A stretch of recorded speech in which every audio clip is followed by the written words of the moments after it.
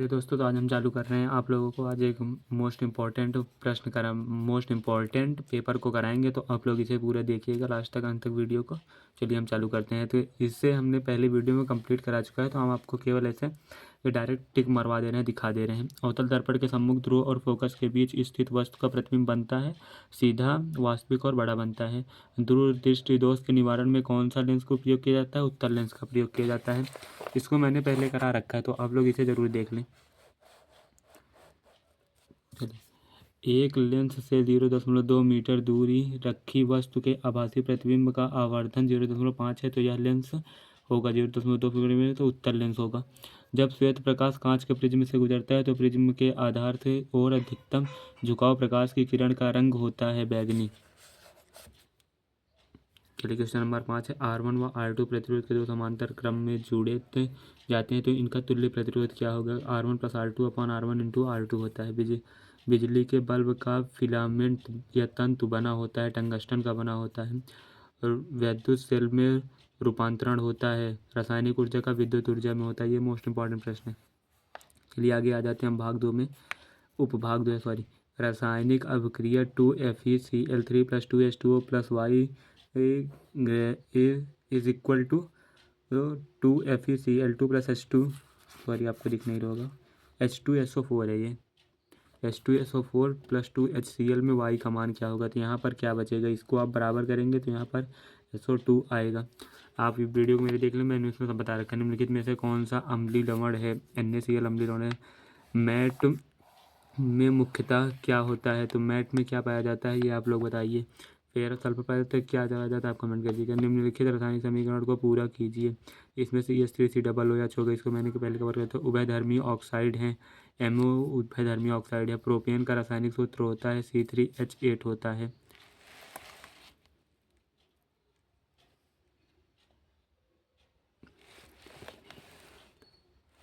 चलिए, आप लोग को दिख नहीं रहा होगा, आप लोग ऐसे देख लीजिए एक बार।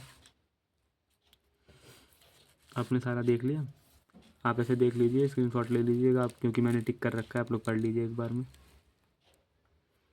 चलिए, तो हम आते हैं अब लॉन्ग प्रश्न। चलिए, तो क्वेश्चन नंबर 21 हो गया आप लोगों का। उपभाग 1 आ गया है। एक 10 सेमी फोकस दूरी वाले अवतल दर्पण से कितनी दूरी पर एक वस्तु रखी जाए ताकि उसका 5 गुना बड़ा प्रतिबिंब बने, जबकि प्रतिबिंब वास्तविक हो? प्रतिबिंब की स्थिति भी ज्ञात कीजिएगा।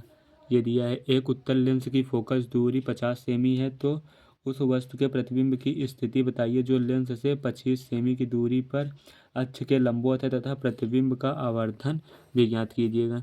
चलिए, 2 ओम, 3 ओम तथा 5 ओम के प्रतिरोध को श्रेणी क्रम में जोड़ा गया है, तो यदि संयोजन के दोनों सिरों पर 30 वोल्ट का विभवांतर लगा है, तो प्रत्येक विभवांतर के सिरों के बीच विभवांतर क्या होगा? पहले आप लोग इस वीडियो में इस प्रश्न को पूरा देखिएगा।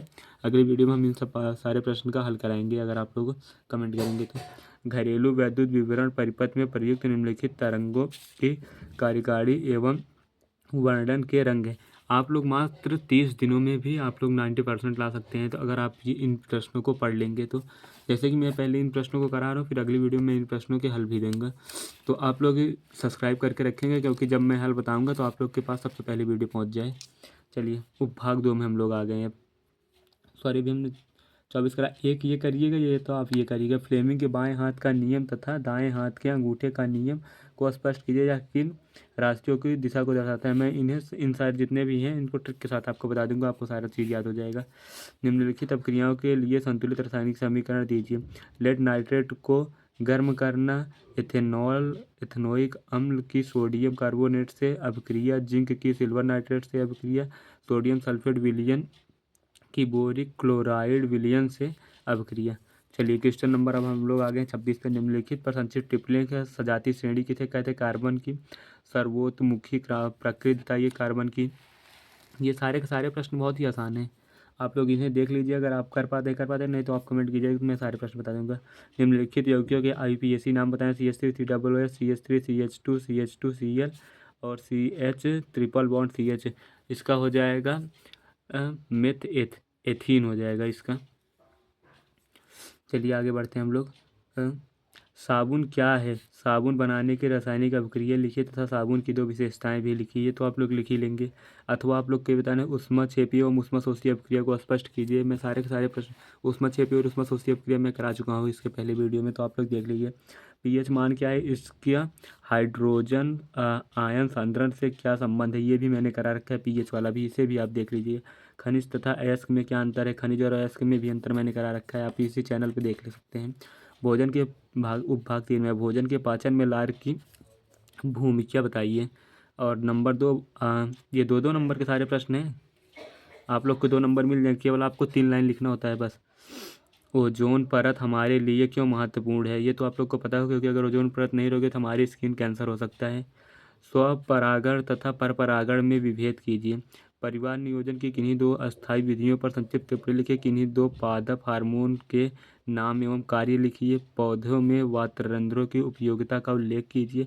मानव में वृक्काणु की रचना तथा क्रियाविधि का वर्णन कीजिए। चलिए, अथवा में ये दे रखा है कि लक्षणों की वंशानुगतता के में मेंडल के प्रयोग के महत्व को व्याख्यात कीजिए। ये बहुत इंपॉर्टेंट प्रश्न है। जितने भी इसमें प्रश्न हैं सारे इंपॉर्टेंट, लेकिन इसमें भी ये बहुत इंपॉर्टेंट प्रश्न है। तो आप लोग यहाँ तक आएँ तो वीडियो को आप लोग लाइक करके ज़रूर जाइएगा और चैनल को सब्सक्राइब कर लें।